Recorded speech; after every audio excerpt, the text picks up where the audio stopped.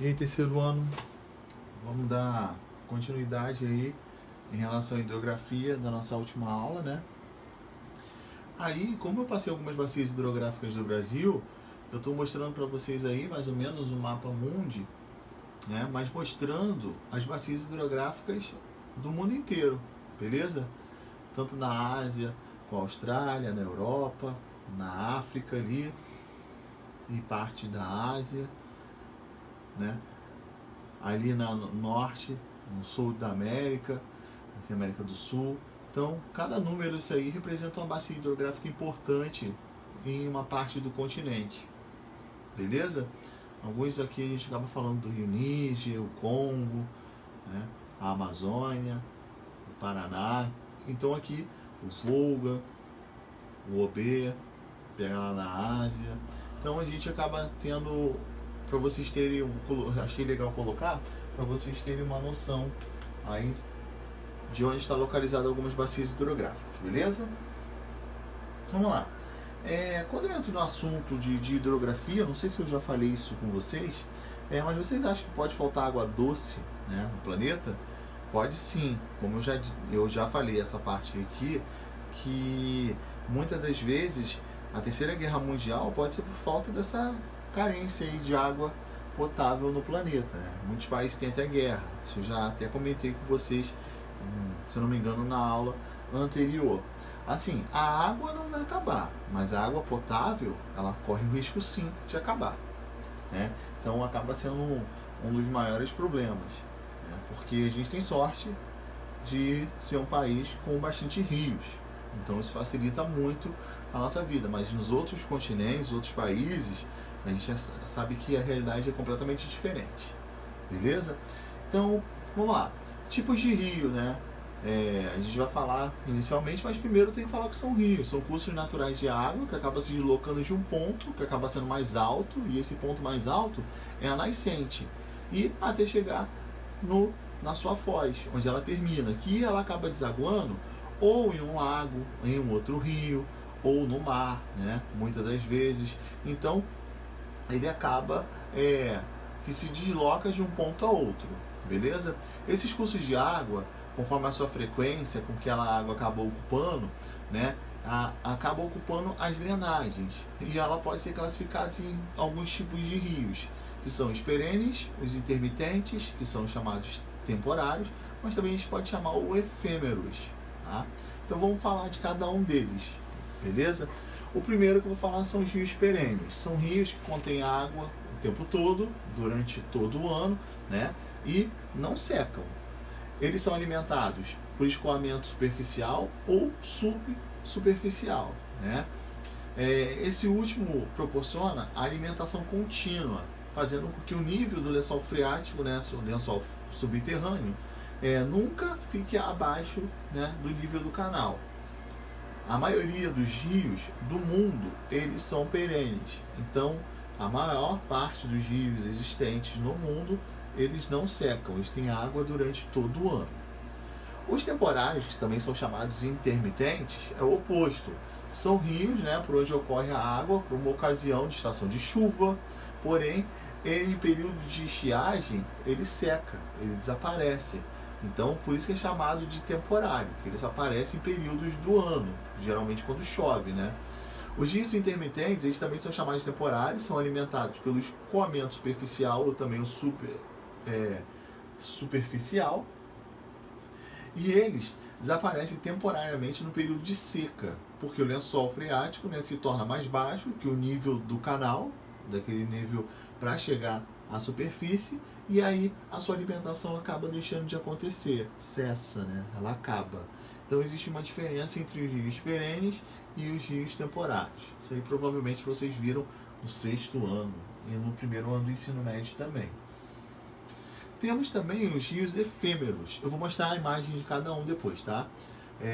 Os efêmeros são aqueles que se formam por uma ocasião, por ocasião das chuvas, né? Ou após o longo, né? Logo após a ocorrência da chuva. São alimentados exclusivamente pela água de escoamento superficial, pois estão sempre acima do nível do lençol freático, né, da água subterrânea, no que diz respeito às relações de drenagem com as águas de superfície, né? Os rios eles também podem ser, nesse caso, efluentes e influentes. Qual é a diferença do efluentes e o influente? Vamos lá, os efluentes são aqueles que recebem contribuição de água do subsolo e eles aumentam a sua vazão em direção, né, a jusante. São característicos de regiões mais úmidas, onde tem mais chuvas. Os influentes são aqueles que perdem a água para o subsolo, na infiltração, além da perda por evaporação, que é o segundo plano. Eles diminuem, né, a sua vazão em direção a jusante e podem secar antes de atingir mesmo o mar. Então eles nem chegam a desaguar, né? São típicos de clima mais seco, mais áridos, lugares mais quentes. Vamos prosseguindo. Aqui é o rio, exemplo de um perene, água o tempo todo. Aqui, ó, a gente vê o percurso do rio, porém esse percurso durante certo período do ano acaba secando. Aqui acabou de secar, porque a gente consegue ver ainda umas partes mais úmidas. O São Francisco, muitos trechos já estão virando temporários. Isso por quê? Por conta, né, de nós seres humanos. Muitas das vezes acontece, e até mesmo pelo desmatamento, né? Acontece muito isso. Então esse é um problema para a população do Nordeste. O efêmero, né, o efluente e o influente. Está aqui, ó. O primeiro, a gente fala que é o efluente. Aqui as setinhas mostrando. E o segundo é o influente. Aqui, ó, a vazão saindo, infiltrando e descendo. Nesse caso aqui, nós temos o influente. Beleza? Eu coloquei os três aí para que não haja nenhuma dúvida.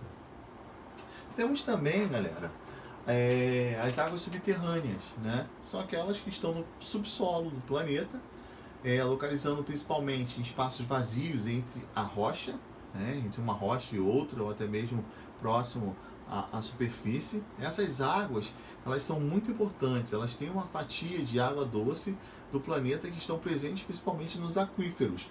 Aí eu entro no assunto aqui do Brasil, né? Que a gente tem 2 aquíferos. Antigamente só falava do aquífero Guarani, que tinha um potencial absurdo, né, de água, que pega partes da Argentina, do Paraguai, do Mato Grosso, do Paraná, Santa Catarina, até mesmo o Rio Grande do Sul. Só que a gente também tem um aquífero lá amazônico, que descobriram que tem uma proporção muito maior que o Guarani. Então a gente tem 2 aí aquíferos que são destaques aqui no território brasileiro, né? Principais características dos aquíferos, né? Quase a totalidade das águas subterrâneas é doce, portanto, elas são ótimas para o consumo humano, porém a gente também vem poluindo e acabando com essas águas, né? Por conta de vários motivos, principalmente a poluição, né? Que acaba infiltrando no solo e acaba também poluindo as águas subterrâneas. Em muitos locais de extração das águas subterrâneas acaba sendo muito complexo em função da sua profundidade do aquífero, né? Ou da presença de rochas que são muito duras, aí acaba não conseguindo extrair essas águas. Lembra aquela água rápida que tem que acaba sendo sugada, né, pela terra, ela ajuda no abastecimento desses aquíferos. Em muitos locais podem possuir grandes quantidades de minerais, né? E aí acaba sendo ruim também para poder retirar.